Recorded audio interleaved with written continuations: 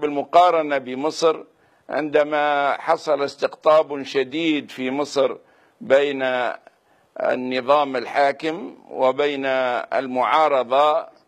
تدخل طرف ثالث اللي هو الجيش وأنهى اللعبة.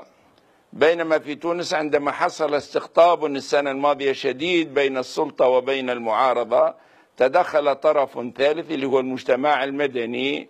ممثلا باتحاد الشغل واتحاد الصناعة والتجارة والمحامين والحقوقيين حقوق الإنسان، ودعوا إلى حوار وطني جمع 22 حزب. وبعد أشهر من الحوار المضني أمكن إنقاذ التجربة التونسية من خلال الوصول إلى